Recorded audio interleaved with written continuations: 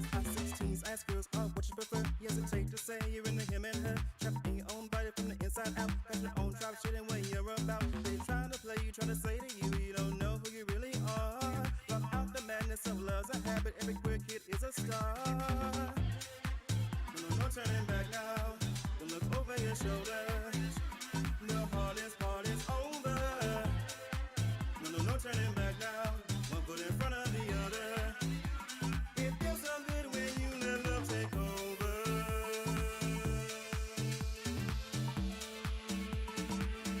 Let love take over.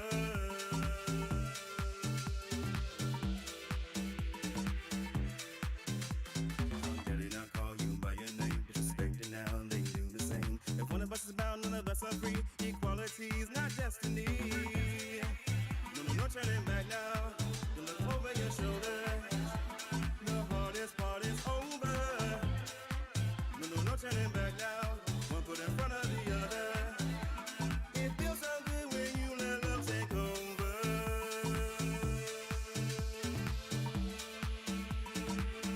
Let love take over.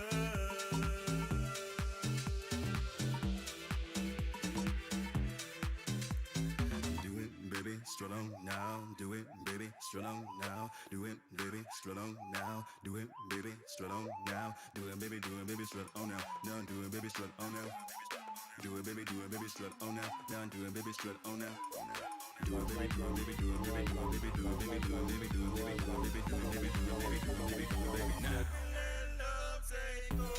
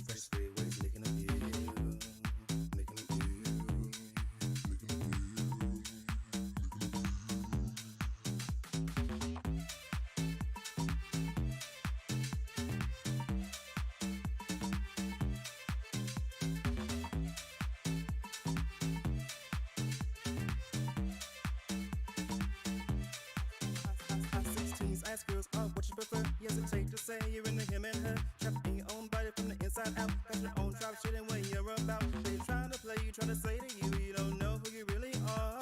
Block out the madness of love's a habit. Every queer kid is a star. No turning back now. Don't look over your shoulder. The hardest part is over. No turning back now. One foot in front of the other. It feels so good when you let love take over.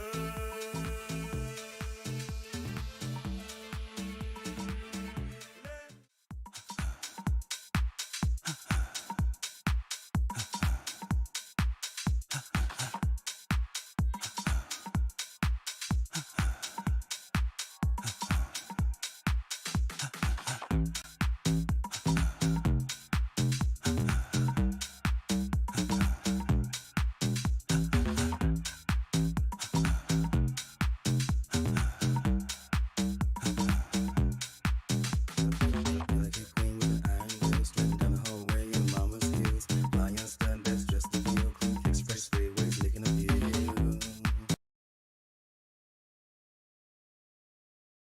I'm Afro Sensei, and welcome to another episode of Afro Sensei Show. Like I said, I am Afro Sensei. If you notice this week, the background is slightly colorful and patterned. Just a little preview or of the next sort of look, genre, style, very 70s. Little Diana Ross, little Gloria Gaynor. Not sure if Donna Summer wore Afros in her heyday, but of course, Donna 70s glam. Uh, Basically just a little tea about me. Over the weekend, I actually filmed another video for my next single, which is out today, actually on all streaming platforms. It's because Swagalistic, if you can pronounce that fast 3 times. Obviously, a play on Mary Poppins, but a slightly different twist of phrase. We filmed it over the weekend with a local director, Panic the Plug. Actually filmed it again at my house. And, it's very 70s, very, just summertime bop, especially now with everybody being finally be able to go out, safely, hopefully, vaccinated. Um, it seemed to, it really fit the time and fit the mood, and it's a more of an upbeat sort of single. So the video for that, so the single is out today, and the video should be out within the next probably 2 weeks or the week after this to get it back. And now, so definitely will play it here on this show when the time is right. Of course, again, happy Pride Month to everybody. Hopefully, you've been enjoying Pride Month. Uh, Getting involved in activities. I know in my hometown, we have really, unfortunately, our Pride Festival, we weren't able to do the full Pride Festival this year. I know the local youth group, UBU, is trying to put on a live stream. Hopefully, they can do that before the month is out. But kind of doing what we can, but things being lifted slowly and kind of in this weird in between phase where things are sort of opening up, but everybody's still kind of cautious. So it's kind of that push pull of wanting to trying to get out there and get back to normal, quote unquote, but also being aware that things aren't really normal anymore in that sense. So it's kind of both.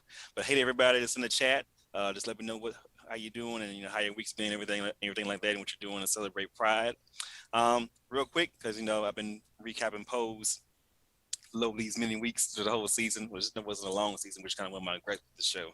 But of course, the series finale aired Sunday before last. My thoughts about it, in general, I feel like the whole season, I wish we could have gotten 10 episodes or even possibly 12 episodes, because I think some of the storylines suffered for that.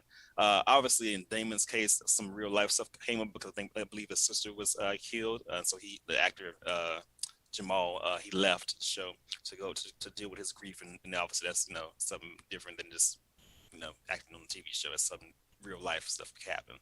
So for that, of course, that couldn't be helped. But I feel like with other storylines, particularly with Lulu's storyline, I think she got kind of shafted because one scene we see her and Angel kind of fall into addiction, and of course Angel sort of she works. We see Angel sort of come out of it, but we don't really get to see. We didn't get to see Lulu come out of it. We saw her leave like a message for Electra, saying she was alive and she's okay, and she mentioned the reason why she was doing it because she was rooting for Candy because they were really really close. So we got tidbits here and there, and we saw her break up with her boyfriend Jerome. But we didn't get to follow her through her journey like we did with Blanco, with Prey Tale, or with Electra, or any other characters. So I think if we had gotten more episodes, there would have been more opportunities for the storylines to kind of breathe a bit. It wouldn't have felt so packed. But of course, at the same time, they probably had to deal with COVID restrictions and starting and stopping. And so with that, that's probably why the episodes were so long. But I believe the finale, the first airing, was like almost movie length. I think it was about 2.5 hours almost. But I think overall, I liked where everybody ended up. It felt right, that last scene. Hopefully you've watched it. If not, spoilers, but I like that last scene of Blanca sort of doing for the new kids, coming to New York and being part of the ball scene, doing for them what Pray Tell did for her and Angel and the House of Evangelista when they first started out, and they were kind of rough around the edges, basically saying, you're gonna lose a lot, but if you keep at it and you keep trying and you keep pushing and trying your best, eventually, you will succeed, and I'll be there cheering you on. And of course, love Whitney, and that last song they played, "My Love Is Your Love," and the way she walked off, it was very Sex and the City, Carrie Bradshaw. But of course, The difference being this is about, an Afro-Latina trans woman it was the center of the story, and they played on that again too when they went to when they have brunch, Electric Shade and them talking about I don't fuck a Cosmo basically, I want, give me a real drink. So that was nice touches here and there. How does everybody else feel about the series finale? What did y'all think of it? If you watched it, did you like it? Did you thought it kind of ended the way it should have? Or did you think did you want more from it? Were you disappointed with certain things? It will even get into, like, of course, Pray Tell. It wasn't really shocking. It was still sad, but it wasn't necessarily shocking because they've been preparing us for his death, pretty much for the whole season. From the moment they were told he had 6 months to live, he went home to see his mother and his aunts, and then he came back and he had them health scared and got well. I think the twist was that, of course, Ricky was HIV positive, and he was starting to show lesions. And then Rachel was like, "I got you," but we didn't realize how much he had them until we figured out that he was giving Ricky his medicine. That last scene, it was very. I could tell something was going to happen because after he and Blanca performed, "Ain't No Mountain High Enough," which, epic rendition. Um, you could when he said goodbye to Blanca and said to her boyfriend, his name slipped my mind just now. What he just said, take care of her. It seemed everything he was saying seemed very final, and well, is he gonna go home and kill himself, or because it never, it just it had that air about it. Something wasn't quite the same as him saying, bye, I'll see you later. But of course, you had that final scene where I Say a Little Prayer is playing on his record player, and he wipes off his makeup and looks at himself in the mirror. And it's really a great performance by Billy Porter because you see kind of like him sort of like reflecting in the mirror and looking at himself for the last time because he knows maybe this is maybe the end.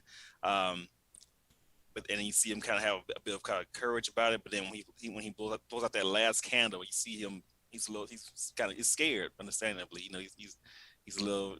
You see that fear in him. But then the last flourish down the hallway in the white robe. That was kind of his send off. Obviously white. Symbolic. But still, big loss. But it didn't feel cheap. It felt like it was hard for it to happen, but it felt like it made sense for it to happen. So yeah, overall, happy with Pose. Actually, tonight they're going to be running Pose. But stay tuned here. Hopefully you're DVRing it. They're going to be rerunning Pose with commentary and behind the scenes stuff with the actors, things like that. In honor of Pride Month and the end of the show ending. I guess, well, with Pose ending, I guess the question now is, will there be another show or shows like it that center, black and Afro-Latina trans women or black gay men, a leading black gay man like Pray Tell, because I don't, off the top of my head, I can't really think of any of the shows right now that are doing that sort of air after the success of Pose. Usually how it happens is, a show comes out successful, and then all the stations said, "I want that," a la Living Single then Friends. Okay, but in this case, it doesn't seem to be happening, or hasn't happened over the course of the show. So I would hope that there are more shows that center, trans characters and black gay characters and black trans women in the center of the show, like Pose has, because if it's just this once in a blue moon moment, then it's not great in the long run in terms of representation, or just normalizing trans actors as just being actors.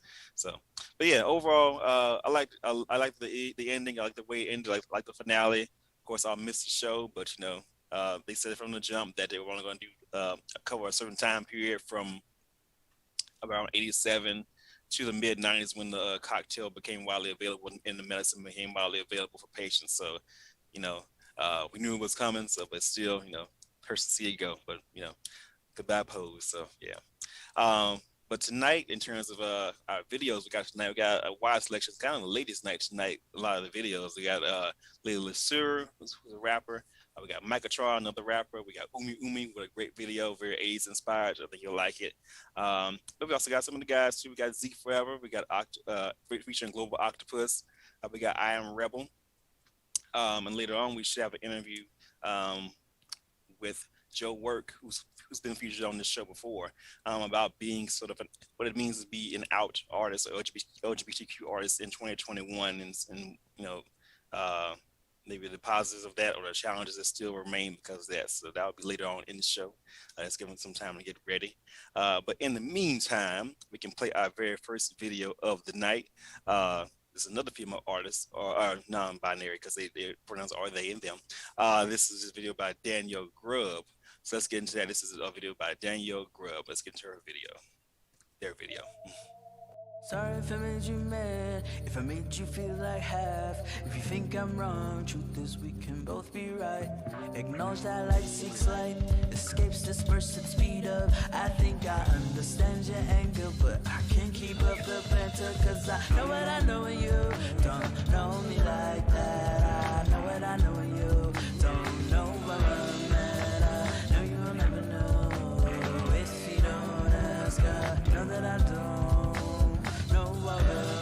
Cause I'm only a thought of an idea, manifesting things that I need to be free. I told you what I need, but you feel the need a reason. I'm a light being, come and go as a season.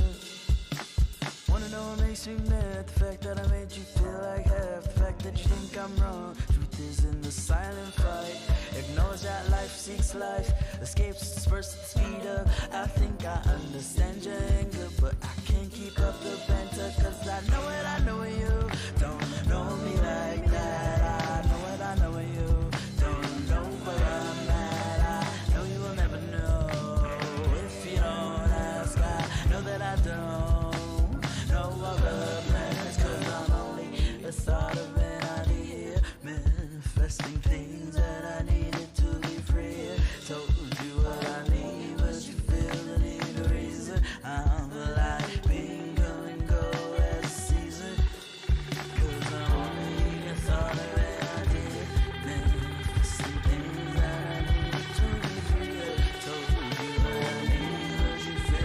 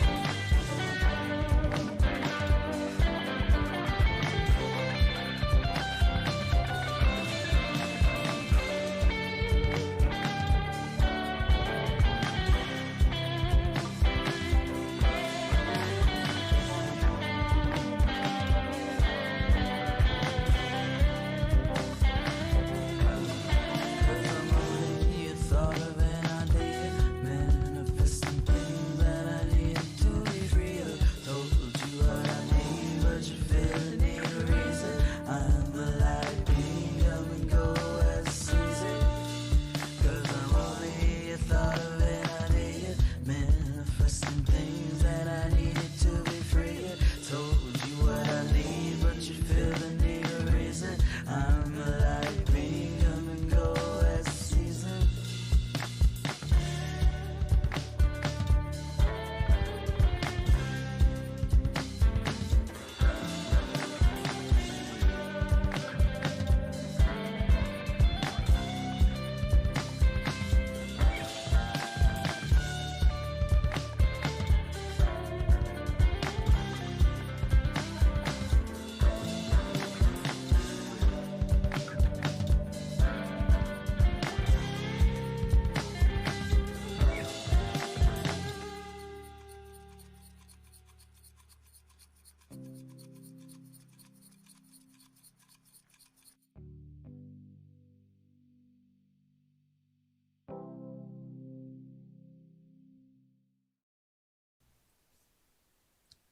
All right, and that was Danielle Grubb with their latest video, Light Being.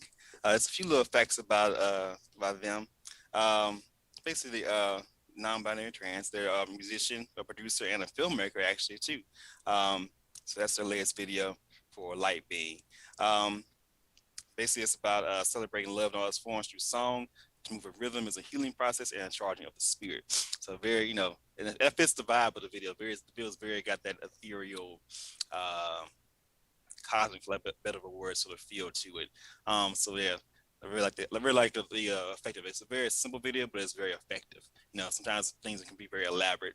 As I would know, but it can be very effective, kind of tone things down and be kind of less, simple and straightforward and art, but still artful. So that was a good video.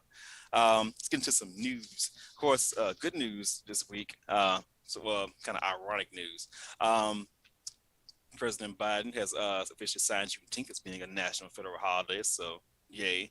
But at the same time, of course, you have states across the country that are enacting anti-critical race theory legislation. So,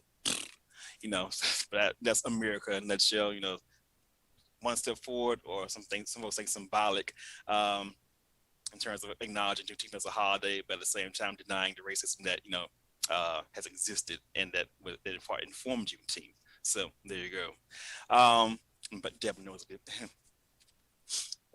Little rains. But yeah, that good news, but also like damn, because at the same time it's like you acknowledge that the fact that this thing happened, slavery happened, and that they were informed later that it ended 2 years late.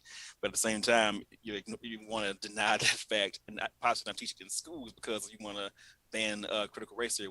If for those who don't know, all critical race theory, it basically means it's a critical study of race and the way that systemic racism in particular continues to inform the United States and how basically that affects marginalized groups, obviously Black folks, but and how actions from the past, whether that's slavery, whether that's Jim Crow, whether that's redlining, so on, all these things continue to affect modern day America. But instead of acknowledging that, they would rather do this or this or this. So, and I'm not voguing, but fuck shit.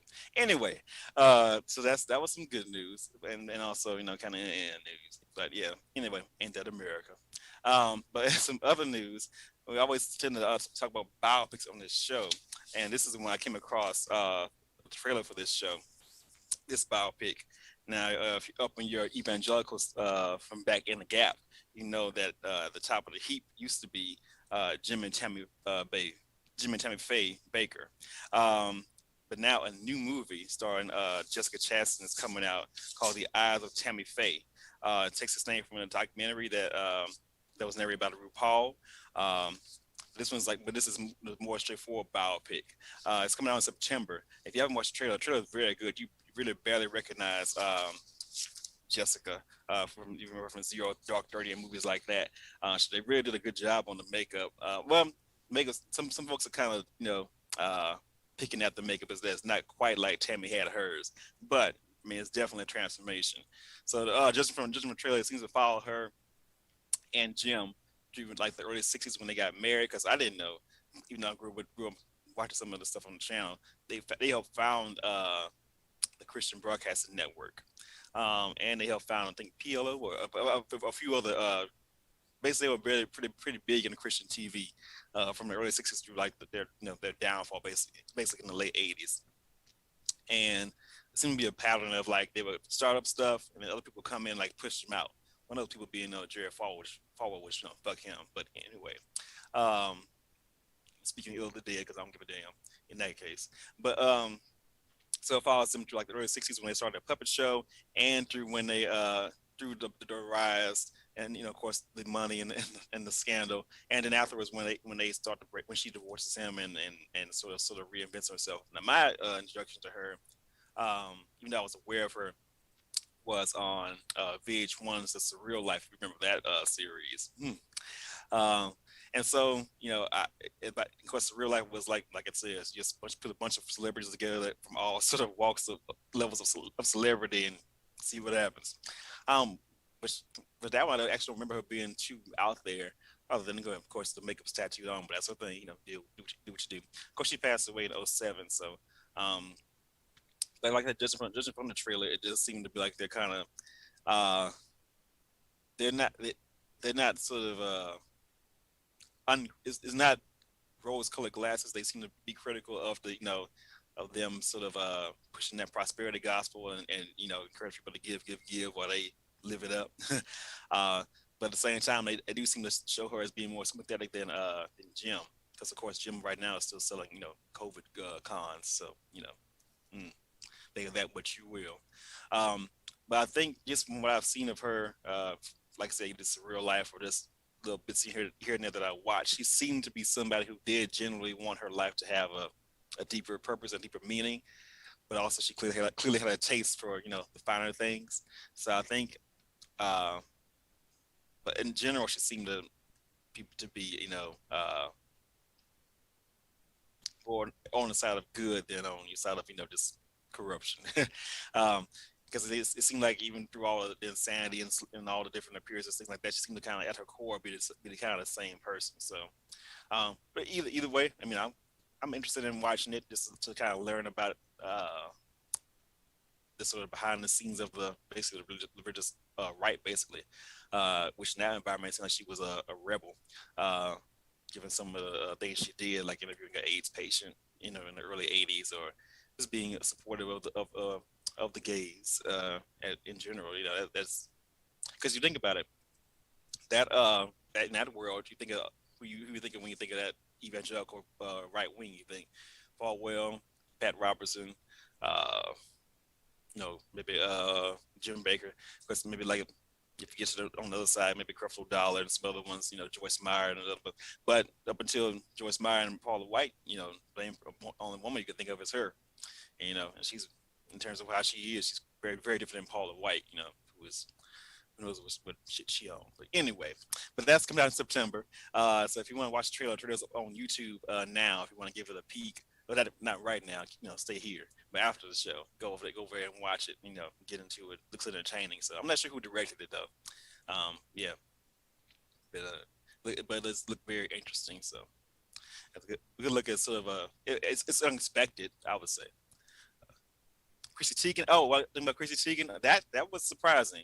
Because I mean, I'm not a stan for her at all. I mean, I've seen her like on Wild 'N Out, and I've seen her appear on talk shows here and there, and she seems fun and whatever. But it's surprising because she doesn't seem like the type of person that would really. I mean, she can fire off a good two piece on somebody, but it's not she would bully somebody or harass someone.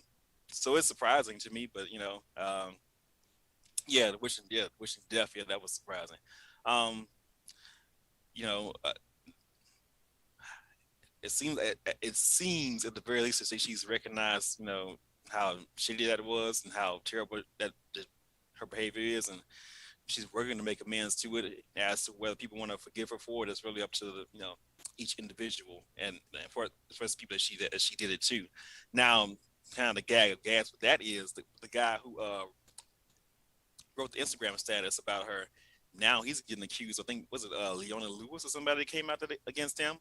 I think saying that he had harassed her or did something similar to her. Yeah, I think Costello. Okay, this Costello designer. Yeah, someone came out against him saying he did the same thing to her. So glass houses. I'm saying if you don't um, that doesn't negate what Chrissy did to him, but at the same time, if you're taking a position of this destroyed my life and I've been suicidal, then I guess hurt people in that situation. Just about keep it empathetic. But really it's just up to if you feel like she is sincere in her apology and trying to do better, then I guess you give her another chance. If not, then you have to cast her aside. And, John has to keep her keep it to the side in the photos. Yeah, it was surprising because her whole, whatever you want to call it, persona or whatever it is, it's very kind of like yeah, she's a little blunt, but not. I ain't expect her to be vicious, because that was vicious. That whole thing. Yeah, that's how I look at it. It was surprising. Yeah. So speaking of surprises, seems like Madge, aka Madonna, has some surprise coming for us, because he's mentioning the Church of Pride. If you can follow her on Instagram, something is happening on June 24th. I don't know what, but she's been teasing stuff for the past couple of days. So, yeah, really, yeah, because here I was thinking she was gonna be in the for the next 20 2,000 years in the goddamn Madam X, but maybe not, because you know it's been the last few days she's been posting little statuses, and you know she was in a one stat she posted was like a Muslim temple that was all like rainbowed out and shit. Then she posted a few other things. So, is this some new music, a new video perhaps? Behind the scenes, I don't know. You don't know. I don't know. It's because it's been quiet over in Chicone land. So we shall see. At least I will anyway. I'm gonna check it out. But yeah, so we'll see what happens with that on the 24th. So not too far away. Which next Thursday. So yeah, hopefully it's could it be new music? I don't know, because I mean it seems kind of soon to probably be a new song. Or if it is, it could be like a one-off for Pride or something. Possibly a new video, maybe it's a collaboration. I don't know. What do y'all think? What do you think it is? I thought that the main thing right now was either the Mad Max DVD or playing the biopic, because I saw her. She's working with like another writer, I guess, to hone the script. You know. Oh yeah, it's late in the month. Yeah, it is late in the month. I don't know. You know, if it's a bop, you know, the girls don't care if it's late in the month. If it's a bop, they gonna grind to it. They gonna twirl to it in the club. So you know, starting a real church, but yeah.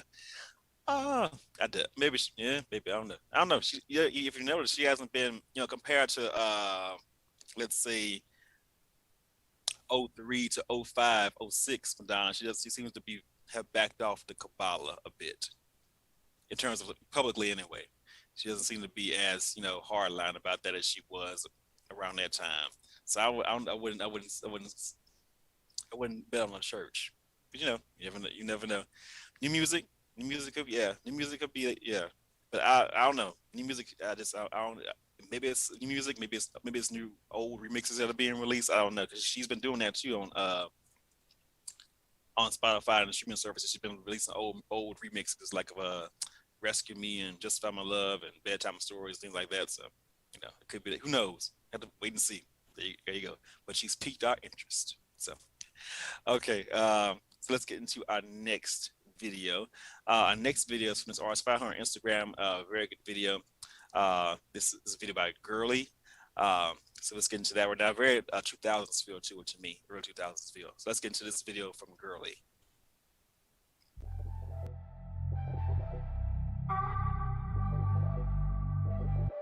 I met her when I was still with my ex, but her lipstick was blood red, she wore her hair messed up. She was my best friend when I had a boyfriend, but she was on my mind when I was in his bed.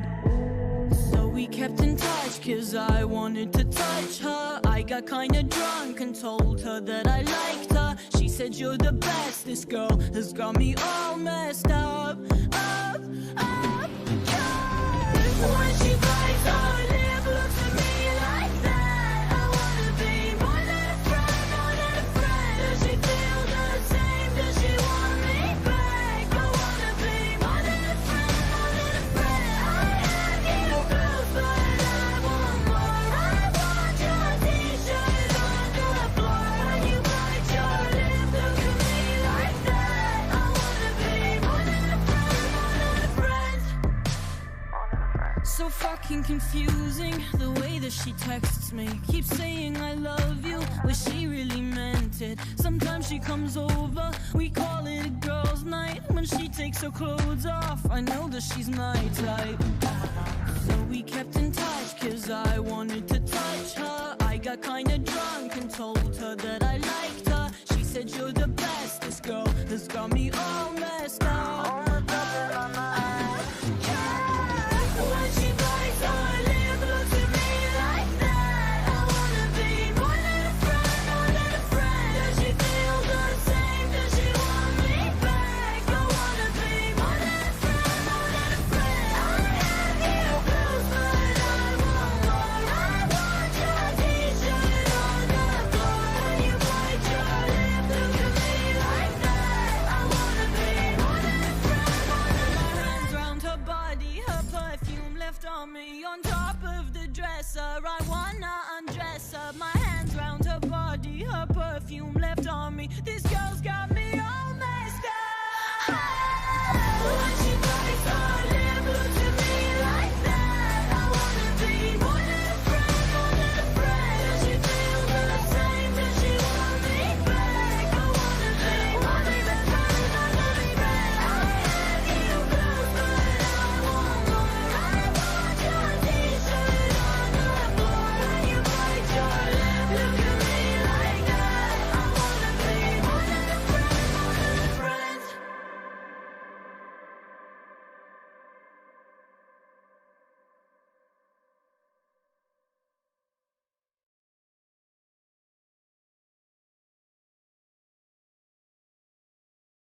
was Girly with More Than a Friend. Like I said, very early 2000s feel to that look, or mid 2000s to me. Like you know, get a little bit of like No Doubt, uh, Return of Saturn era, ex girlfriend look. You know, remember that? Like, kind of feel to it, or even like mid 2000s. You know, oh yeah, that's all I'm about to say. Just yeah, take the words out of my mouth. Paramore, yeah, very much Paramore, yeah, definitely. Um, Paramore, like I said, Return of Saturn era, no doubt. Probably the pink hair makes me think that, you know, because that was Gwen's color during that era was pink instead of blonde. So but yeah, that was Girly with More Than a Friend. Very good track, a very good video too. You can follow her on Instagram, on IG. So yeah. What else was going on this week? We talked about Tammy Faye, talked about the Chrissy Teigen mess. Um, oh, is anybody watching that show where all the girls from like multiple girl groups get together and form like this super group where it's like girls from like 702 and 3LW and Total and like I want to say Danny Kane, 'cause I think Aubrey O'Day's in it. I haven't had a chance to watch it, but I've heard about it. It's like I want to say it's on TV One or maybe it's on maybe BET. I'm not sure which channel. It sounds like it would be on WeTV. It feels like WeTV to me. But it's a group of like all the girl groups, like all the a bunch of them. Not necessarily the top tier, the top three, four girl groups, but like one slightly below, like 702, 3OW, Danny Kane, I believe not Cherish. Is it Cherish? This is a group with two twins, I believe. They had a couple of hits in like the mid 2000s. Yeah, they're all it's like forming a super group, and of course, you know, get divas when divas come together. There's sequins and shade. You know, um, so the Backstreet Boys.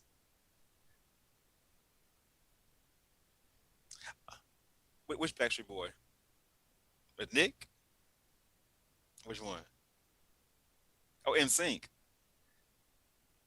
Who or is somebody? Somebody? What you mean? That somebody from the girl group is dating somebody from NSYNC? Is it Joey? Oh, the song with him. Okay. Yeah, I guess it did. I forgot about that. Obviously, um, maybe it was JC, Shazzy. He had one. He had that song like "Blow Me Up." Remember that song? Came out around the same time as right before Justin's first album. You know, but yeah, but it sounds interesting. I haven't had a chance to watch it. But to me, it sounds like it would be on WeTV, just judging by the premise. Uh, you know, oh, with Cherish. Okay, yes. All right. I know they had a song with. Didn't they have a song with the Youngbloods too? I believe they had a song with them. Um, the. But I think that was them in the same group.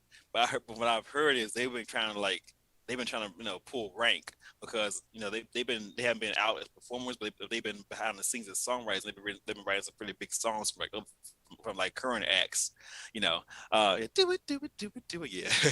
But I've heard they've been trying to pull rank on the other girls because they've been trying to because they've been having more recent success as songwriters. They've been trying to we know what we're doing, and then you got the other people who is it from one of the girls from Total is like I think it's Keisha or maybe it's Pam, but she's sitting in the back child, I'm here. Let's get together. Let's make this money. Like she's just over it. And then some of the other girls they feel insecure because they're a little bit older than some of the other girls, and it's and some people haven't maintained their vocal ability as well as others. So it's all ripe for reunion shit after it's all over with. Only thing first I remember seeing recently is Aubrey, and it was not the best sight. I just remember her. She was on that marriage boot camp show. It's also on WeTV. So last I saw her, she was over screaming at somebody over the stairs. I'm Beyonce or this shit. Okay, girl. Like you want, you want to be Beyonce or something. Why would you want to be the Beyonce of dating, reality, relationship, counseling stuff? Girl, what happened? I mean, but anyway, because she had just judging from like her drive and like her ambition, like she could be doing what Dawn is doing right now. Because if anybody follows Dawn from Danny Kane, she's basically been like a solo artist for the last a good probably good, at least the last 5 years, probably longer than that. And she like puts out quality videos regularly, quality songs. She was performing and touring probably pre-pandemic. She's probably gonna pick that back up once now things are opening back up. Like she could be doing that. So why is she doing that? Like instead you over here arguing with this person over here and you talk bragging about dating Donald Trump doing Jr. Like, girl, what? I mean, get it together. Maybe she will. I don't know. But yeah, so that's happening. That's that. If anybody's watching that show, watch it and report back. uh, I believe it is on. It will be on Week TV. Oh, is anybody from my wrestling fans or ones who used to watch wrestling back in the Gap? Is anybody watching those biography pieces on A&E? Because they've been doing them like week by week. They did one on Stone Cold, they did one on Shawn Michaels, and they did one. I missed it, but they did one on Booker T. And I watched one on Stone Cold. That was a good one. Because if you watched it back in the day, as soon as you heard that glass break, that dash, some shit was about to go down. And it was a good documentary because it's of course who he was on stage. That was like an extension of him who he was, but you kind of get like a quieter side of him in the documentary. Sean was a good one. I wasn't aware of the drugs at the time that he, as far as he talks about that and talks about his addiction. On a more shallow note, watching those old clips back, I forgot how fine he was back in the day. Like, goddamn. But that was a good episode. I wanted to watch Booker T's, but I missed it. He was a good. To me, he's a little bit underrated. I think he got kind of lost in that late '90s. Melu, if you will, with some of the bigger names at the time. But he was solid wrestler and entertaining. But yeah, if anybody wants to watch those are on A&E. They're airing those like every Sunday. They're really good. It seems like they're trying to revive the WWE now. It's, with all these by how to kind of play on our nostalgia a bit. But it's working. And then actually somebody I didn't follow because he's a little bit before my era, but I watched him. His was interesting. Ultimate Warrior was a good one. He kind of dipped into some problematic shit, but it was a good one. Vice. Oh yeah. Well, I haven't watched the one on Vice, but I have seen some things about Mr. McMahon on. It was John Oliver that did a little piece on him on part of his show on Last Week Tonight, and yeah, Vince has some shit with him, to say the least. So yeah, I probably would not be shocked. Just by the things we've seen over the years. Even going all the way back to that mess with speaking of Shawn Michaels, that match with Bret Hart. Remember that with Bret Hart, where Shawn Michaels did his own did Bret Hart's own move to him, the sharpshooter, and made him tap out. And then the whole thing about Vince was like, Vince man, not screw Bret Hart. Bret Hart screw Bret Hart. And if you know what I'm talking about, if you used to watch wrestling, because Bret was pissed and he like spit a whole loogie in Mr. McMahon's head. So yeah, but it turned out that Bret was right. He was okay, but anyway. Okay. Oh, hey, Lord Brackus, I love that name. Oh, so okay, so Mankind. They supposed to be doing one on Mankind too. I missed that one, but Mick Foley now. But yeah, he should be doing one. Yeah. Yes, the Montreal Screwjob. Yes, that's exactly what it was. And what it should be known as, that was like 96, 97. Yeah, that was that. Because it was supposed to be like, because Sean broke it down because he knew about it. He didn't say at the time, but he didn't know about it. He said like, he said, I think he said to Vince, like, what's going to happen when we get here? What we're doing? And then Vince said, we're going to like basically like screw him basically, because I think he was leaving or whatever. Yeah, it was like 96. That's probably when I started watching, about 96, 97. Yeah. So then they got to Montreal. They had the match. All of a sudden, boom, sharpshooter. Then the ref, because Bret didn't tap out, but the ref called the mess like he did tap out, and that's where the mess happened. No, Sean knew about it because according to his biography, the A&E documentary, he knew about it. Yeah, it was fast. It was a fast count on purpose. Like he knew what was going to happen, he's denied it at the time, and he didn't tell Brett about it, and that's where they had like a big fall down because they were already like this already. But I just said to him more of like, shh. But I mean, they're good now, but at the time, yeah, that was a big old mess. But yeah, that he knew about it, and but Vince, Vince like did this. Yeah. Well, yeah, Mankind has a documentary on it. He has an A&E documentary, but in the same series though. Kane, yeah, Kane was a good one. Kane to me just was like an offshoot of the Undertaker, which I love the Undertaker. He's a good one. The Assassin, I haven't heard of him. The Gang Family, the Bruiser and the Cruiser. Yeah, I think that's a bit before my era. I came along like Mankind, Kane, Triple H when he was called Hunter Hearst Helmsley before he invented himself. It was China 6, D-Generation X, suck it. Of course, Stone Cold, The Rock, of course, that was a revelation in its own way. Last person I really got into or knew about that was big and really blew was, I think it was around John Cena was like the last one for me before I really stopped watching. Of course, you had like Rey Mysterio and all the cruiserweights. Who else? You had was it Lex Luger was one on WCW? Yeah, of course Booker T and Ahmed Johnson. Remember Ahmed? Yeah, that was another one. Did Vince get knocked out that night? Yes, he did. Yeah, because I think Brett said that he got knocked out. He knows he ain't pressed on charge either, so he knew. I mean, which wrestler was in what movie? I forgot what Lex did to Macho, but yeah.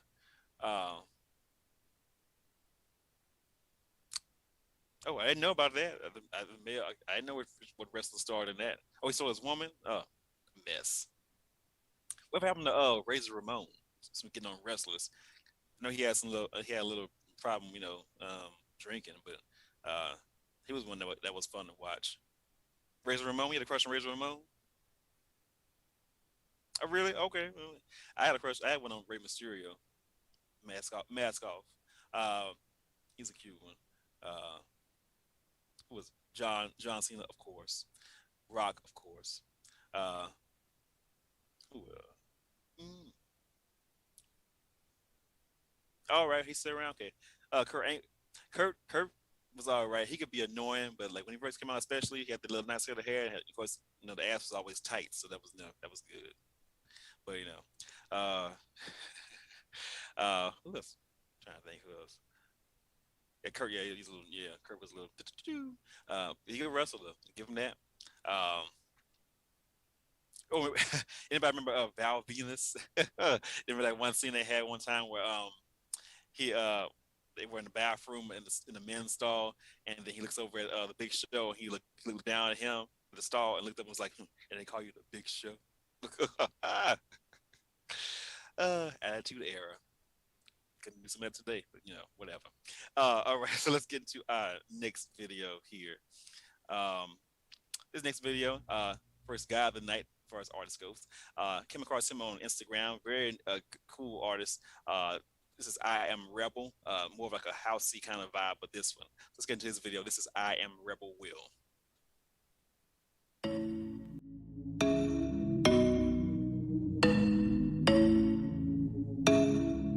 I don't care what people say.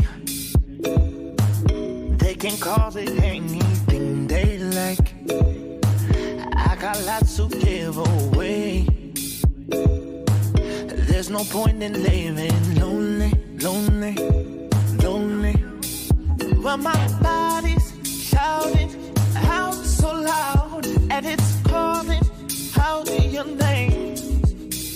Do you want it like I need it now? Come and save me from my pain. 'Cause we're young, wild and free, and we're hot, bloody. There's a fire inside of me, and I'm hot, bloody. Adding fuel to the flames. Wanna taste your body on my tongue. We're all animals, we can't be tamed. What's the point in living lonely? Well, my body's shouting out so loud, and it's calling out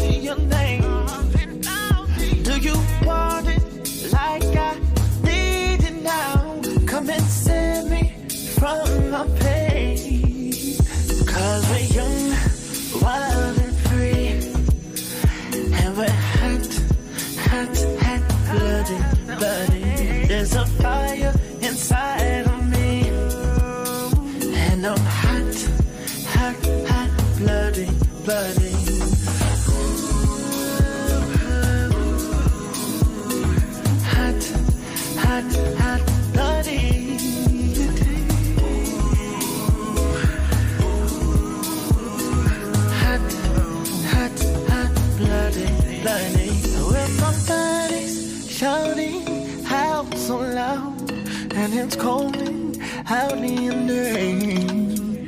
Do you want it like I need you now? Come and save me from my pain. I'm young, wild and free, and we're hot, bloody. There's a fire inside of me, and I'm hot,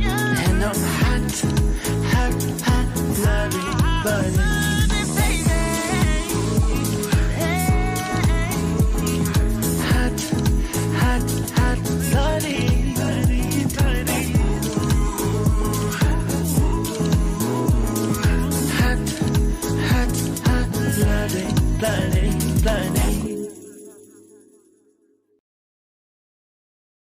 Tired of looking like SpongeBob SquarePads? Does lumpy and bumpy describe your hip pads? Are your hips serving Christmas dinner?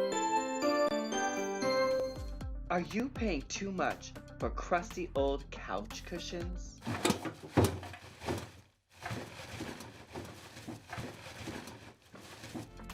DragOnABudget.com has the answer. Hashtag Body by Dementia. Body by Dementia. Body by Dementia. The #1 hip pads and stuffed bra seller on your neighbor's internet. Our hips come in 3 sizes. Small for a subtle look, medium for a more curvy option, and our custom size for those that need a more precise fit. Go to DragOnABudget.com and order yours today. DragOnABudget.com, the one-stop shop for all your drag needs. For queens, kings, and everyone in between. Since 1915. Shit, I mean 1925? 2015. Body by dementia, your pads look like trash.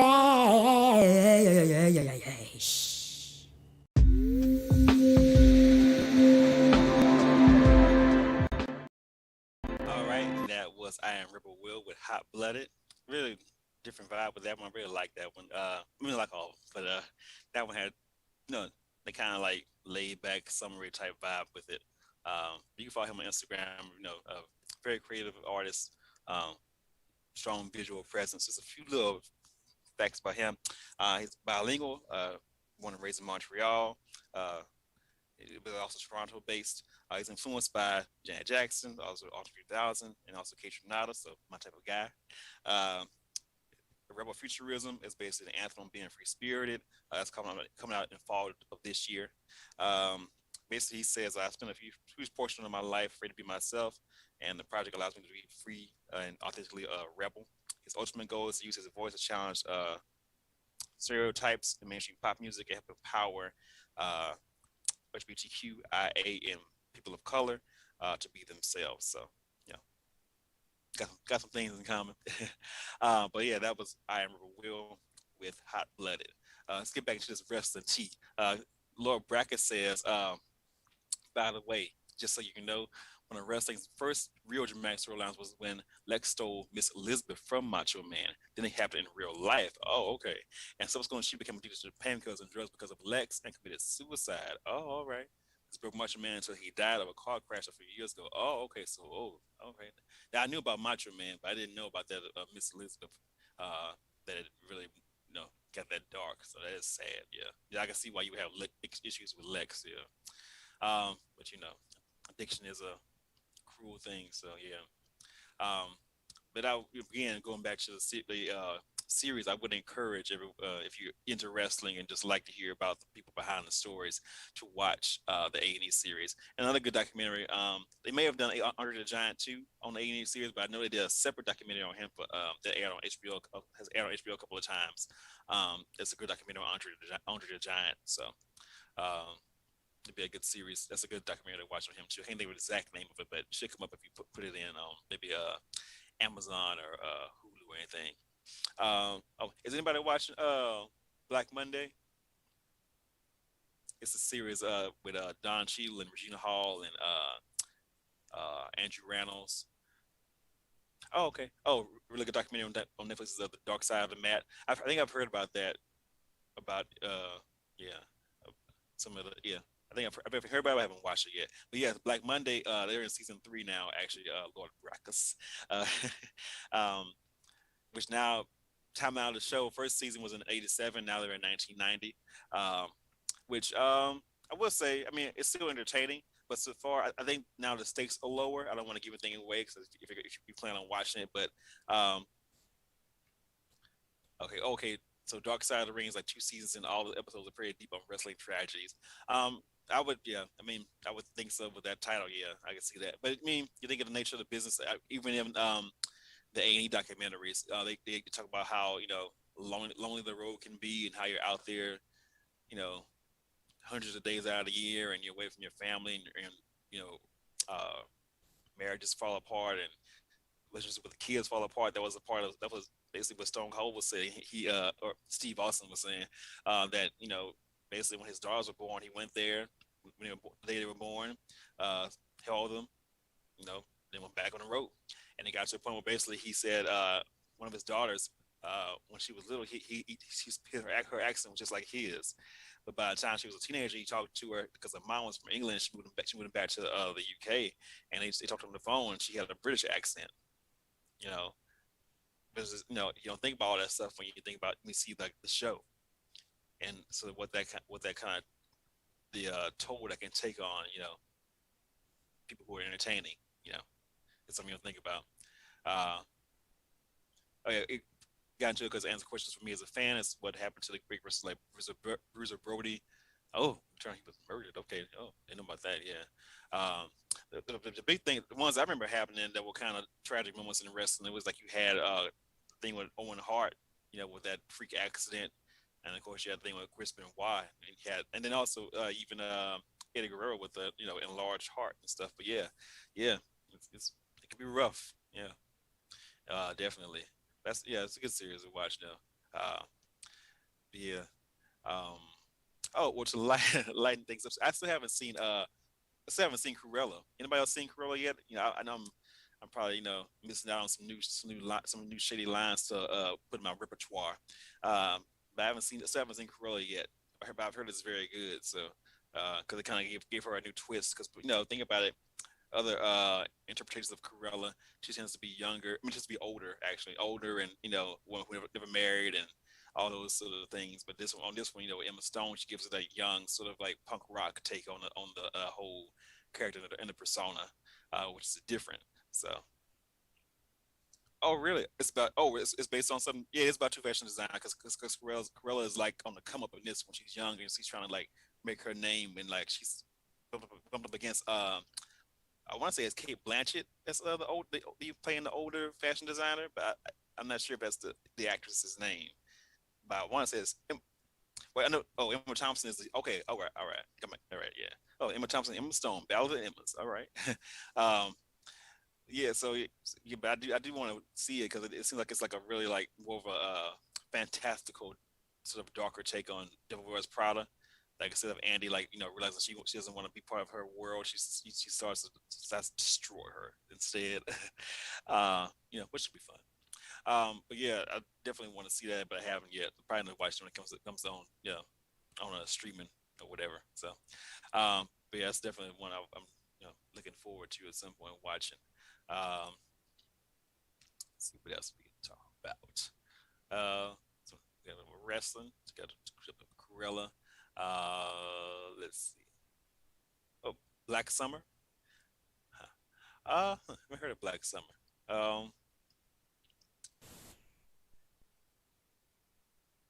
Big one. Never heard of Black Summer actually. The documentary or so that's Black Monday. I'm sorry. Yeah, not Black Summer, Black Monday. Yeah. um, yeah. With Gorilla, but definitely one to see, one to watch. So we'll get into that. Hopefully, I'll get into that eventually. I want to think. Who else? I thought I saw a trailer for something that I really would be into, but I can't think of the name of it right now. Anyway, we'll get back into it later. We can get to our next video tonight. back to the ladies. This is kind of a up-tempo track we're getting to right now. This is Lady LeSeur. So let's get into her latest video right now. This is Lady LeSeur.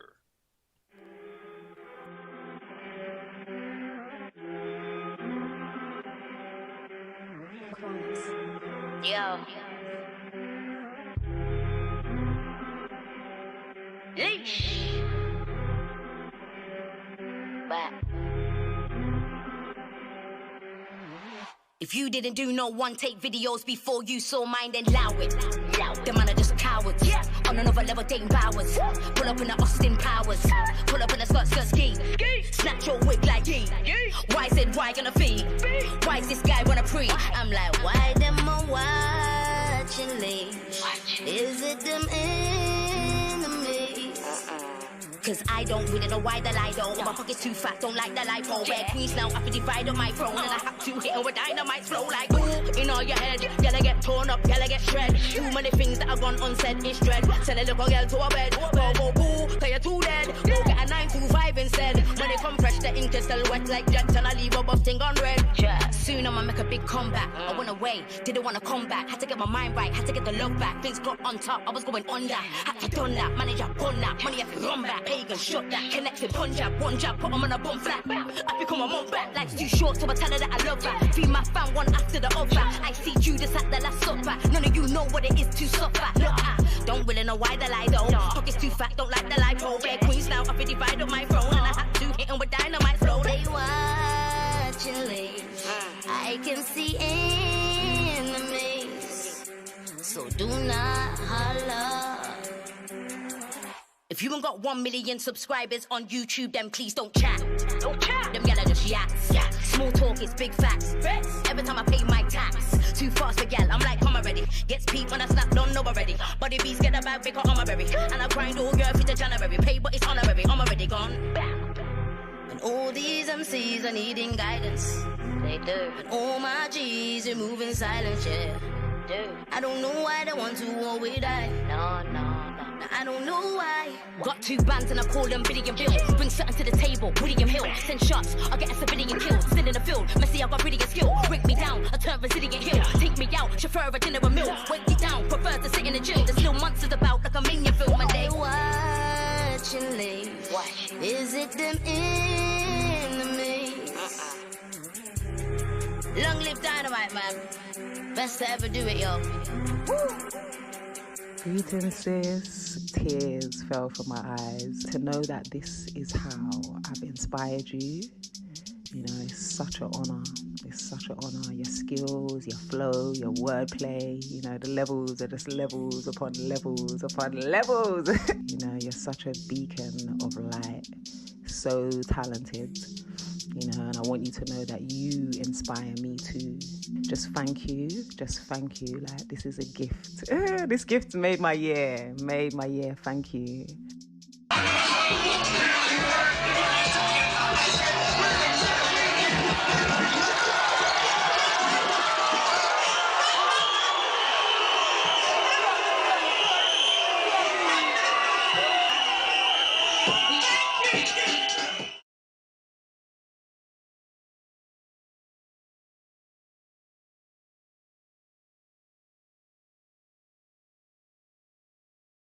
With Dynamite Flow, really, because it's one of those up tempo kind of tracks. You know, one of those that type of vibe. Definitely follow her. She's, you know, again on Instagram. Really great, really dynamic talent, Dynamite, if you will. So that was Lady LeSeur with Dynamite Flow. Hey, K-Sero, what you know? Welcome to the chat. Yeah, it's definitely more. That's definitely a workout track. Definitely, it's an up-tempo track. I've been trying to work out. I've been working out semi-consistently. What else doing? Anybody else do? I've been doing those cardio workouts with Mike Peel's Hip Hop Fit. If you know trying to stay home and save money from going to the gym, that's a good option. You know, you just cast those on YouTube and, you know, work out to those about 20-30 minutes. They're pretty good for cardio. Plus, you know, you get to dance if you know love to dance too. So those are good ones. Oh, yoga. I've done yoga, but I haven't done yoga on YouTube. Years ago, I used to do it. Used to do the workout with Bob from Biggest Loser. he had a yoga video that I used to do for a while, but then I lost the DVD. So, but of course, DVD is kind of going away to the VCR now. So, mm.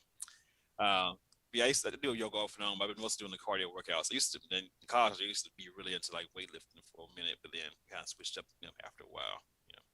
Anyway, hey, love. All right. But yeah, there's definitely a workout track later this year. So, um, just trying to think what other news has been happening in the this many weeks, a week and a half, in 2 weeks. uh, let's see, we talked about the biopic, talked about the Match Prize, whatever that potentially may be. In younger pop star news, no shade. SZA is doing seems to be doing like a live concert pretty soon. Oh, wait. Get back to SZA in a minute. Has who watched the Thought Shit video by Megan Thee Stallion? Because if you have, then you know the surprise that awaits you at the end. uh, but basically the premise of the video is basically like it opens with this old this older politician who's like very conservative and against things like WAP, but after basically criticizing WAP, he proceeds to almost rub one out. But before he gets to do that, Megan and her crew of twerk Avengers come in and terrorize him throughout the whole course of the song.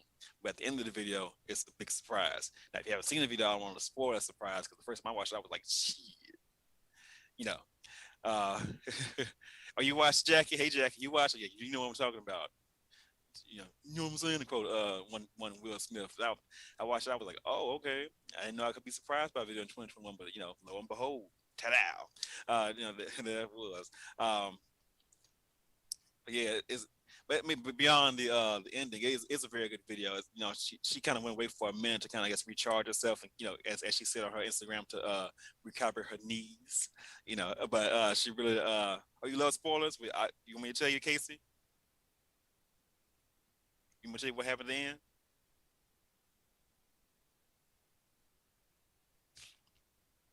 But give me a yeah if you want to, if you want me to, or yay.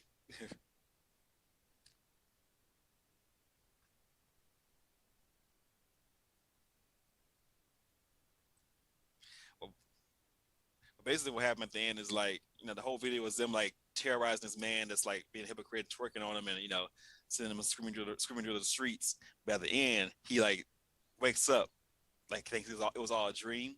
But lo and behold, where his mouth was now vagina lies. Like boom, he tries to talk, but instead of his mouth, there's vagina. Ta-da, right in the face. It's like Tim Gray all over again watching that birthing video. Like, what? I mean, they're very nice. Not for me, but but yeah, that's the big shock. Actually, she has a reaction video too with like all of her like celebrity friends like Taraji P Henson and DJ Khaled and a couple other folks that have like watching the video, and they have the reaction. Yeah, it's definitely one of them where you're like, what? Like you kind of like, it's one of those things where you like, when you kind of see something but you don't quite know what you're seeing, so you like leaning like this. Make sure you get a good idea what you're looking at. It's like that's like what? Oh, okay. Oh, that's what it is. Oh, okay, yeah. So if you haven't, I would encourage you to watch Thought Shit. Megan saying definitely another bop for the summer. It's that time as she does to supply us with our hot girl needs. So yeah, definitely go and watch that. But yeah, back to SZA. It seems like SZA's doing a some type of like unplugged or like some type of like outdoor concert soon. I'm assuming it's going to be on either IG Live or she posts to YouTube or be some type of event, which is good because I don't know, something is up with SZA's her whole release schedule, her label or whatever, because like she put out Hit Different in September and everybody was like, yeah, she's back. Then she went away. Then she came back in about December with Good Days. They were like, yeah, she's back. Then she went away. And now it's like almost July and like, still no third single, no new video, no announcement of an album. Like, it doesn't make sense to me because it's not like she's like a new artist and unproven. Like everybody love Control, and still is loving Control. Like almost 4 years later, which like in this current environment is like that. My 4 years might as well be 15 years, you know. And so I don't get what's the hold with her label in terms of like putting out new stuff for people, because everybody clearly wants to follow up to Control. So, you know, but we get this concert, so maybe that's one step. So we'll see what goes on with that. You know, what's going on? What else is happening? I want to. Anybody else notice Beyonce's been posting a bunch of new pics lately on IG?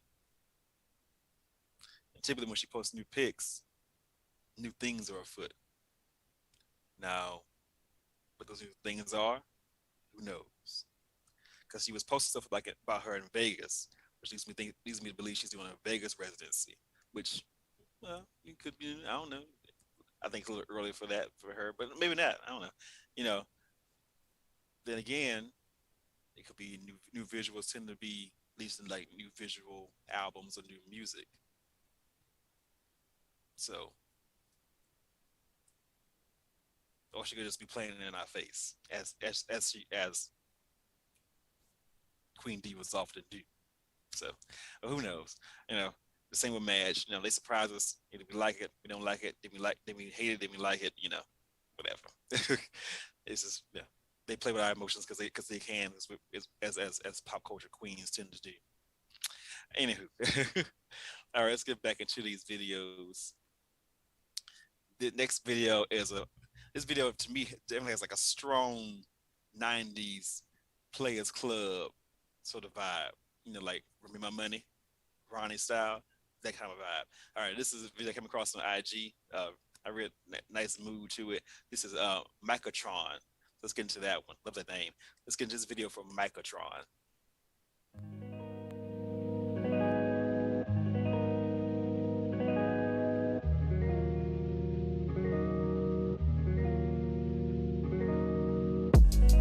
You ever like be into somebody so much and they only give you a little bit of the pie, you know what I'm saying? They give you a little tease, but you be ready to go all the way. Look, tell her like this. She said she wanna go all the way. Random shit, we was talking on a Saturday. Jay's lit and we slapping that guapa lane. TV on mute, let's play a little Monopoly. When you fucking with the beast, you know what they say. Guard your heart, protect your beauty like right away. She said her pussy sweet and creamy like a creme brulee. And I'm like, stop it, devil, you know that's my favorite thing. Speaking of, vous avez à la chemistry. And j'adore how you fuck me so aggressively. Be ashamed if I let you get away from me. So I string you through my world, something graciously while you waiting patiently. For these nights like this, I just wanna cuddle with you after flights like this. Long weeks, hard work, nothing quite like this. It ain't no pressure when I'm with you, you my down ass bitch. The baby wanna ride it like a sports car. Put the pedal to the metal, let me go. And I wanna go all the way. She wanna go all the way. She wanna go all the way. The baby wanna ride it like a cop car. Handcuffed to the bed, let me go. And I wanna go all the way. She wanna go all the way. The baby wanna go all the way.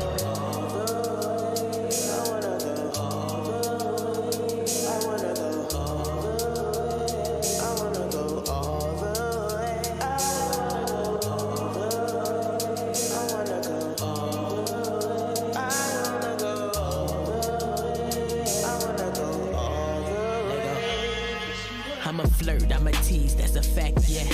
But I like what I like, ain't no cap, yeah. Like the wind to a match or a fish to a catch. When I spot a little shorty, know that it's a wrap. And I ain't worried about your fucking ex, unless that's the nigga that you plan on fucking next.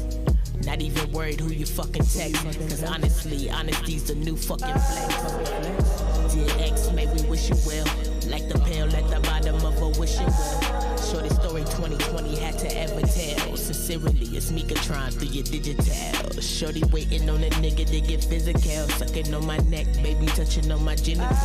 But I was hoping we connected on the spirit child. Before you fall in love with me, eating your minerals. Little baby wanna ride it like a sports car.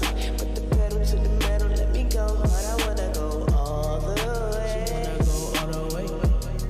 Shorty wanna go all the way. Baby wanna ride it like a. I wanna go. Little baby wanna go all the way.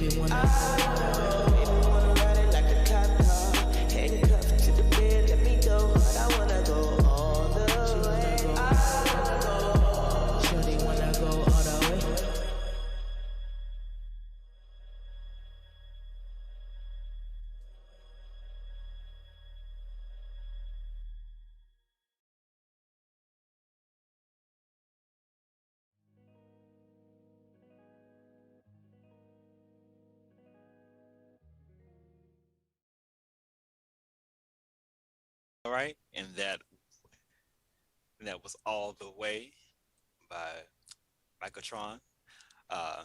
Yeah, like I said, very strong, like 90s vibes. Little Players Club, a little bit of My Way era Usher. They call me USHERRAYMOND. Like that it had that kind of vibe, especially with the do-rag, you know what I'm talking about? That kind of vibe with it. Again, that was Microtron with All the Way.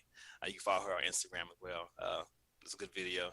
A couple of facts about her. It's based in the Bay Area, San Francisco to be exact. She has electric sound. That's kind of the vibe she comes from. She's an 80s baby, 87.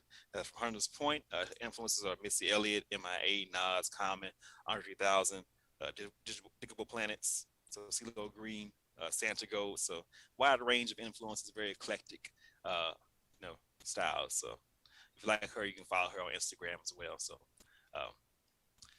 let's see, what were we talking about before we got to this? We were talking about working out stuff actually, and video stuff and SZA and everything else, a whole melange of things. Still now, Housewife update. Still not watching it. Haven't watched Atlanta. Haven't watched Potomac if that's on. I'm not sure if that's on. But yeah, if they're still on, never sure they're still on yet. Actually, let me hydrate first. What's happening in the OC? I never watched Orange County or Beverly Hills. All I know is that they had that one episode where that woman threw her leg, her prosthetic leg on the floor, and they had that other episode where this woman was like, "You beast." But that's it. That's the only two I know of. Erica James, she the one that was like crying in the emoji with the cat. Which one is she?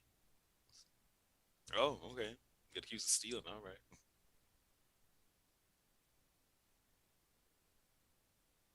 Really? Oh, okay. Married to the 80-year-old. So a little bit of Anna Nicole situation.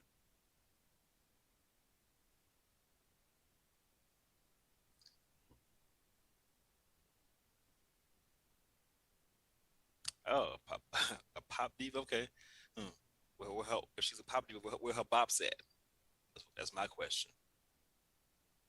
Everybody want to be a diva. Nobody want to be a diva. To paraphrase Paul Mooney.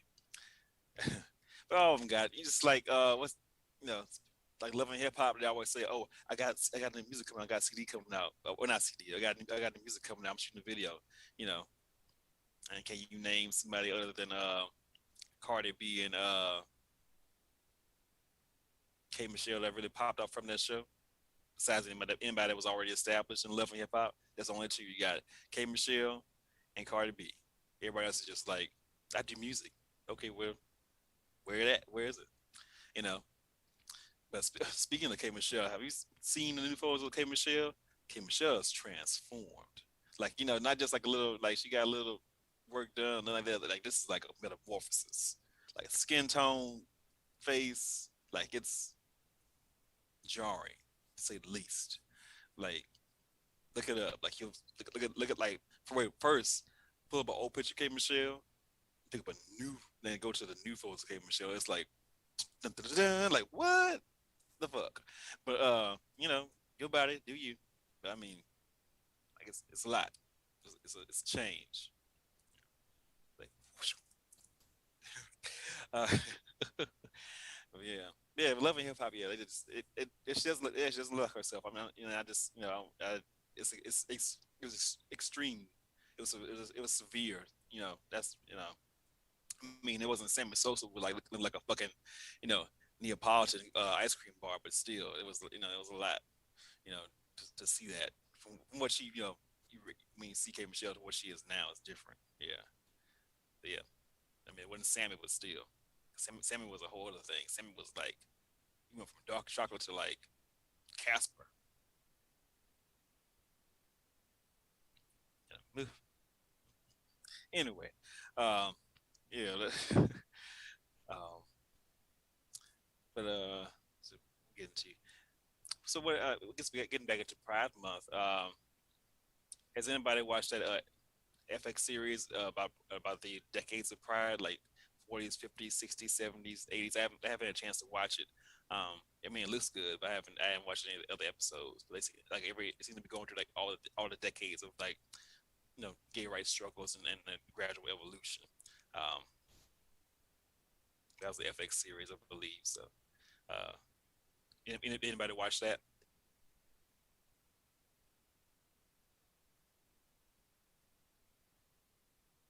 Not yet. It may be on demand. Probably one of the ones that you can probably go back and watch it. Um, because, I mean, it looks good. They put the profile. Of course, '60s you had Stonewall, in the '70s you had the sort of early marches, things like that. And of course, '80s you had Act Up. Um, you know, which is again brings over into Pose. They kind of drew from that for some of the storylines they acted out, like the condom protests and the die-ins at the church, things like that. But I don't know as much about the maybe the 40s or the 50s activism and what that format took. So that'd be interesting to go back and watch that. So it may be on demand, but you have to go back and check and see. So, but no, it could be a good series though. Uh, yeah. Um, who else we talking about? But yeah, No Housewives. I haven't watched, and then another series too that was on, but I never really watched it that much either. Was Married to Medicine, which I've heard entertaining things about, but I hadn't watched it. So you know that can be it can be it can be iffy with the Housewives shows. Either you can be really entertaining, kind of like yeah. You you watch them for the drama. Well, the only thing is with the reunions, they'll be good if I watch the season because I know where they're pulling from. I mean, you can watch. They'll always play back they play back the drama to kind of trying to recap things, but like sometimes it helps to go on the journey with them. It's by the time you get to the reunion, so you can be there for everything. Yeah, they recap everything. That's true, but sometimes going through the season, sometimes you kind of live in the moment with it, with what's happening. Then in the reunion, you can kind of be like, oh, there you go. They're gonna talk about that. You know, so like when Kim Zolciak, Come On Weird, came down for one season after she had been off the show for a while and they had tore her to shreds and she didn't understand why, but girl, why didn't you? So yeah, that was that was a interesting reunion because they had pretty much like just tag teamed her for a good 10, 15 minutes and then that was it. Yes, it was epic. Yes, and she went in the bathroom and had her fit. But I didn't she have her own show for a while, Target for the Party, whatever it was, the song she did with Candy. Oh, they try to give her own show. Yeah, I thought so. Yeah, I thought she had one. Yeah, there's a tightrope between me and you. Yeah, because she, you know, and she even played Candy for that song. Mess, but no, Candy all right. So, uh, let's get into our next video of the night. Uh, this video, I love it because, like I said, the '80s theme is very strong in this one. Pretty much, you can take off all the iconic videos, not all of them, but a lot of them. You'll see them in this clip that's coming up right now. Let's get into this is Umi Umi So let's get to her video. This is Umi Umi.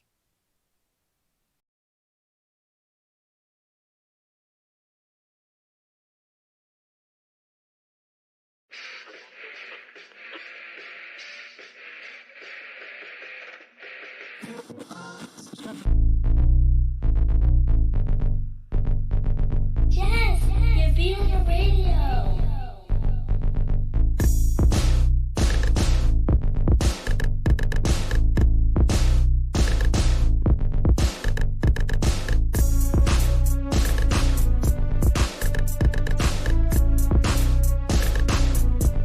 Just break it down.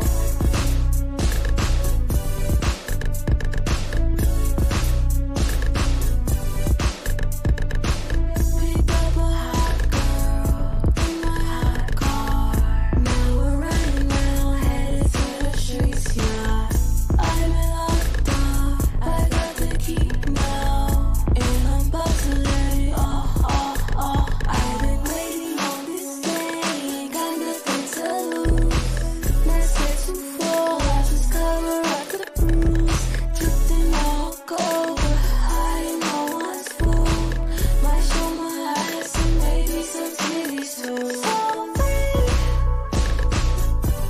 I feel so free. So free, so free,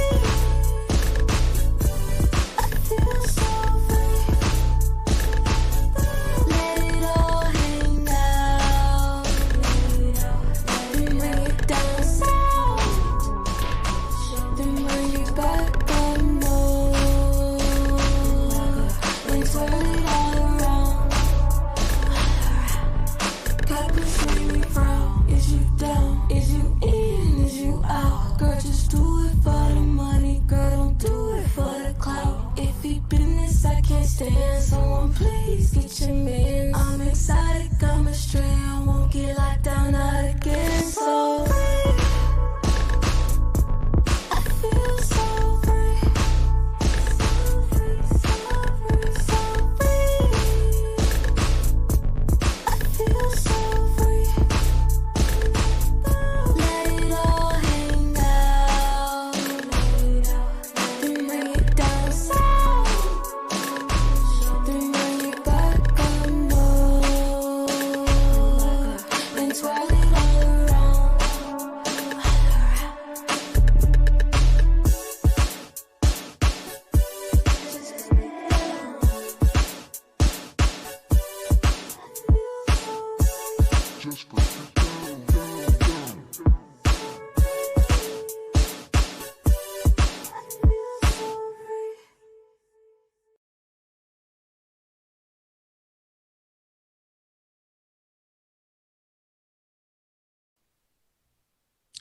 All right, and that was Umi Umi with Let It All Out. Like I said, the 80s was still very strong in that video. Like you go down the list, you know, you had physical in there, you had a little bit of Sweet Dreams in there. You know, you had a little bit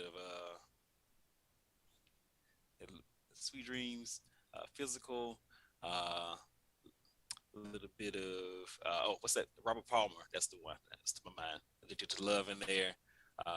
No Janet, you know, but no, forgivable. No, but a great video though. That's Umi Umi. Let it all out again. Follow her on Instagram if you know really like her style in that video. So it's a good one. Wonder how she got. No, that must take some time though. Oh, Prince. I forgot it. Yeah, Prince, of course. Raspberry Beret is the one. Yeah, it must take a minute ago. I love how had the different set pieces to do that. You know, to create all the different looks. Very creative. Very outside the box. You know. Different way of thinking and the way you put all that together. So yeah, love it. Anyway, you guys again, you can follow her on Instagram. That's Umi Umi. Yeah, we got to discuss. Else we talked about. So we talked about Tammy Faye. Talked about Juneteenth. Talked about SZA and other shows and wrestling, which I didn't expect us to talk about wrestling tonight, but you know, you never know. Let's see. This is happening.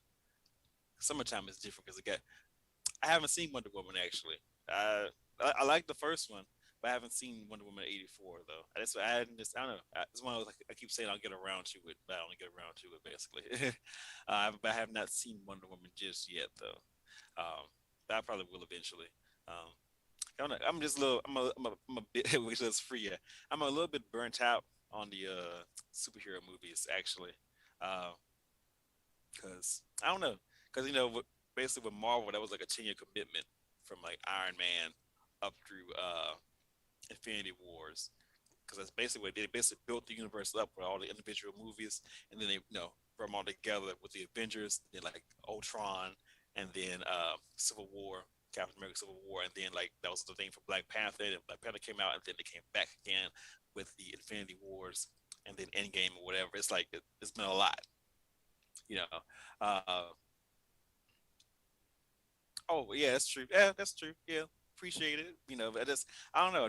I I'll probably get back to it eventually. I do love that. I love the whole world of fantasy and superheroes and all that stuff. But right now I'm just a little like I'm a little like a little worn down. Same thing with that's probably why I haven't watched them on Amazon. That show with the family that moves into the racist neighborhood and the horror, that the literal horror that happens, and also the fantasy horror. It's like I get it, and it's great because throughout most of that history of that genre in horror, you can pretty much set your watch when the black folks gonna drop dead in the movie theater, drop dead in the movie. So I like that that narrative has changed, obviously. But I'm just a little, after watching Lovecraft Country and between us, Get Out, and Lovecraft Country, I'm just a little worn down by that racism as horror commentary. I'm gonna get back to it, but just take a little bit of a break for the time being. But Loki does sound interesting. I do would want to watch that. Yeah. And the Eternals would seems interesting too, because that's something I don't know much about, that that canon, I guess you call it, in comic book lore, because I never actually did read comic books growing up. Just full disclosure. But the Eternals seem interesting, because I haven't heard much about them compared to like the X-Men or the Justice League. So I may watch that when it comes out. And then Loki, like I said, Loki could be a good one too. I just have to give myself some time to get the enjoyment back with the superhero stuff. So yeah, yeah, that could be a good one to watch. Um, Sweet Tooth. Oh, Sweet Tooth? I haven't heard of that. It sounds like it could be like a Stephen King thing. Sweet Tooth, like it. Is it about? Oh, come on. Oh, okay. No, I haven't. No, I haven't seen that. But it does sound very Stephen Kingish. It's a Sweet Tooth, rotten to the core or whatever. No, I haven't watched that though. Oh, okay. Hybrid humans. It's interesting. Huh.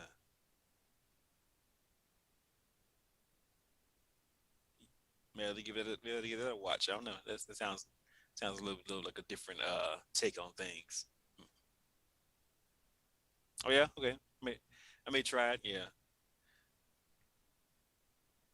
there's so much stuff now. You can kind of it's a thing of like so many choices you don't know what to watch. But yeah, may have to give that a look. So yeah, may have to check it out. You know, it's yes, it's so many that you don't end up choosing. It's so many choices that you like go through all the options, and you're like, ugh, I'll watch Fresh Prince instead again for like the 50th time, or the Golden Girls. So yeah. So yeah, that's kind of ironic, because you got so many things you could watch, but you're not watching the old stuff because you know what it is. you know, irony. Anyway, let's see. Anything with music happening? I think so. Well, Todrick Hall put out a new song. Is it not It's Raining Men, but it's like something about men and weather. I can't think of the exact name of it. Um, Windshield Men, or not windshield, not Windshield Men. Something about men and rain.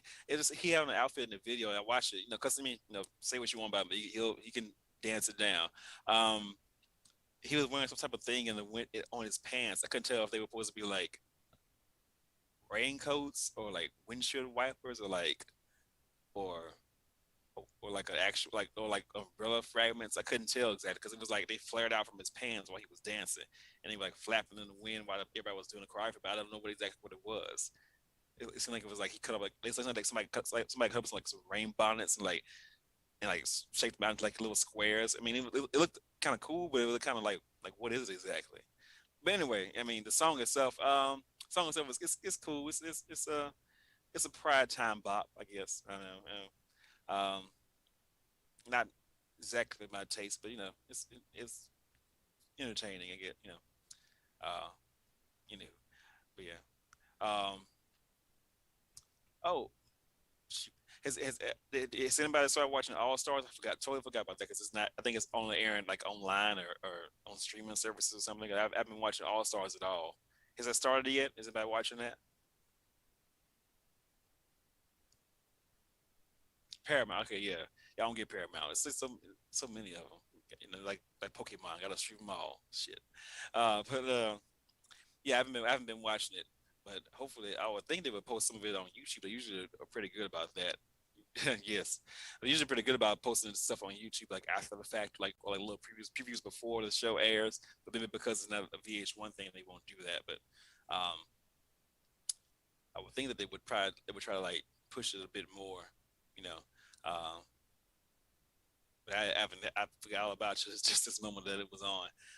But hopefully they're showing it like on a on demand or something because I'll catch up with it then. But Oh, but speaking of Drag Race alums, Monet, let's say call her Monique. Monet Exchange just dropped her video. I should have played that tonight actually. It's a good video for her single. Again, very tropical theme. She has, I think she has family or she has a history with St. Lucia, so I think the video kind of draws on that, and it's very colorful and bright and romantic in summertime, and it's a good one. Anybody that isn't listening to Sibling Rivalry, that's a good podcast if you want to listen to something, or watch it. You can watch it if you want to pay for extra on Patreon, but that's a good podcast if you want to tune in. Her and him and Bob always have good banter and stuff. So yeah. But with that said, let's get into our last video of the night. Last video of the night comes from Zeke Forever, featuring Global Octopus. This is a good one. It's like got the kind of R&B evening time, mood to it, kind of mellow you out. So let's get into that. This is Zeke Forever, featuring Global Octopus.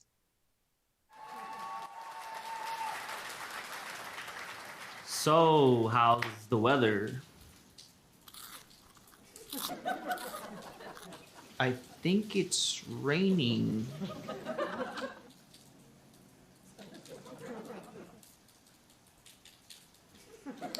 Okay, I'm out.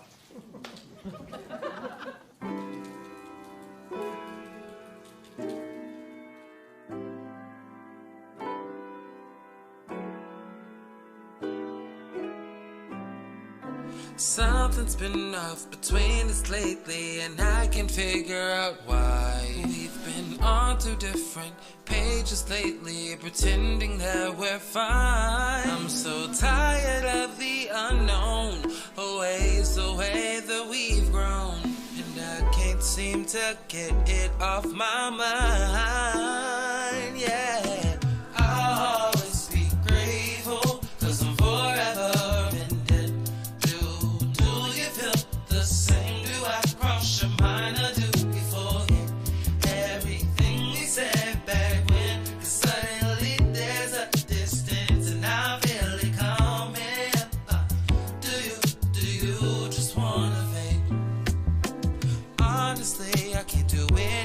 Tonight the only thing on my mind is clarity. I need liberty and I need the answers why. Oh, I hate it here, 'cause every time you leave, yeah, I'm filled with fear. Yeah, we be clear. When it comes down, conversate me then. I'll always be grateful, 'cause I'm forever in debt. Do you feel the same? Do I cross your mind, or do we forget everything we said back when? 'Cause suddenly there's a distance and I feel it coming. Do you just wanna promised I'd learn miscommunication, make the love seem like it's foreign. Though centerfold promised you nothing less. Couldn't wipe the disappointment, even tried my very best. Forget the rest, still that smile, something so divine. If it's love, then I'll see you again in due time. Learn so much, still can't scrub mistakes off my mind. Get your happiness, wish you well, it's all worth the try. Yup. I wasn't ready. You wasn't ready. My chest is heavy with 1,000 what ifs. A turbulent gift that turned to a rift. Our love was eclipsed by inexperience, but never think for a second I wasn't serious. I'll always be grateful, 'cause I'm forever indebted. Do you feel the same? Do I cross your mind, or do you forget everything we said back when? 'Cause suddenly there's a distance and I feel it coming. Do you just wanna all we did was get faded, pretending like we ain't fading. Oh, do you just wanna fade? All we did was get faded, pretending like we ain't fading. Do you just wanna fade? Your call has been forwarded to an automatic voice message system. 0.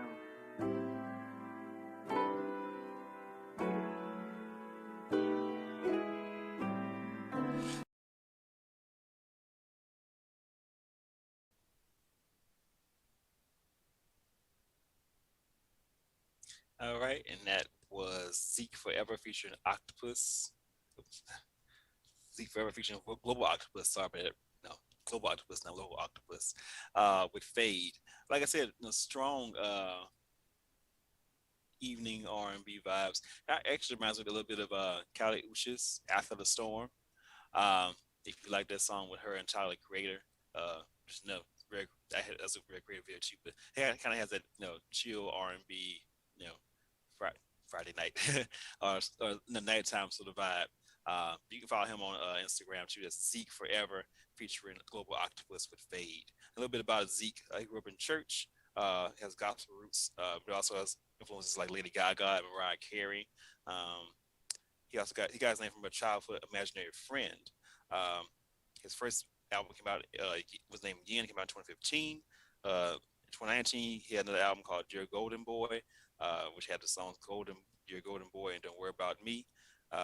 And so he expects to release a new album this year. So we're going to go out for that. Again, that's Zeke Forever with Fade. See what anything else we could discuss before we wrap for the night. Trying to think. We talked about all the movies, talked about all the biopic stuff, and news is coming up. Summertime is a little bit different because people putting out stuff, but it's not maybe quite as hectic yet. As far as music goes, stuff here and there. But my video is about a 70s house party, basically, which explains the Afro wig. Got my very first wig for the shoot. It's a 70s theme, just like chill back house party. People, laughing, talking, drinking a little bit of Dominoes, all that stuff, basically. I said it should be out towards the end of the month, or probably within the next week and a half or so, maybe 2 weeks. Yeah, Friday Night Vibes, Saturday Night Vibes, yeah, those type of vibes, yeah, definitely. So that should be out soon. Again, that's Supercalifragilistic. The song itself is out today, and it actually features another rapper from Alexandria, Day Night. She did a guest verse on it. She did a good job with it. So that was a great collaboration. So it's all out now on the streaming services. And so, yeah, just planning for that. I think. Actually, I recently did an interview with a podcaster, Go Black Boy Go. I actually sat down him before for an interview a couple of months ago, but he interviewed me again for Pride Month. Really great interview. That should be out on the 22nd, so that should be out on Tuesday. So if you check his Instagram, Go Black Boy Go, it should be up on there. Clips from that should be posted next week. If you want to follow him, he's on Spotify. Great podcast. lots of different guests, lots of diverse topics. So I was happy to be a part of that as well. So that should be out next week on the 22nd. Yeah, what else is got to talk about? Should be a remix for the song should be coming out. My song should be coming out soon too. So got a little bit of 70s vibe, but it's more a little bit more, it's slightly fast, a little bit more of a. I would say if the original is like late 70s, then the remix is like kind of like early to mid 80s, but also mixed with a little bit of early aughts. If you think about Neptunes, that song they did with Snoop, "Let's Get Blown." Like, can I get my thrills? That song. It definitely a little bit of that, a little bit of a two-step vibe to it. So yeah, that should be. I want to say that'll be out, if not by the end of the month, early July probably. Which by that point I actually plan the next next video and single. Which FYI, that if this theme for this particular single is 70s, the next one shall be next one will be 50s. Just so a little tea about that and more of a storyline to it. So you're gonna look out for that one. So yes, ooh, yes, 50s time, yeah. So that'll be the next video after this current one comes out. So again, if you know any artists that are doing great things, that have great videos, or you think would be a great guest for me to sit down with and talk to, please send them to me at afrosensayshow@gmail.com. Again, that's afrosensayshow@gmail.com. Send me the video link, send me the IG information so I can check them out and reach out to them and play the videos here, because I really want to highlight all the interesting LGBTQ artists and creators, because we don't always have the same outlets to get our stuff out, particularly for not big mainstream artists. So again, you can send them to me here at afrosensayshow@gmail.com, or you DM me on my page on Afrosensei on Instagram, or on Facebook as well. I'm on both pages. Anybody again that would be a good guest to talk to, send them my way. Afrosensayshow@gmail.com. Our next show will be on. Today is the 18th, so it'll be on July the 3rd. Right before for July. So second. I'm sorry, wrong day. Second. Yes, third is a Saturday. Yeah, July 2nd. Thank you. Wrong date, but forgive me. July 2nd is the next show date. So again, between now and then, any artists you know of, anybody that you think that would be a great guest or just great videos to show, again, email is afrosensayshow@gmail.com. So until next time, just happy Pride, stay safe, stay good. So good night.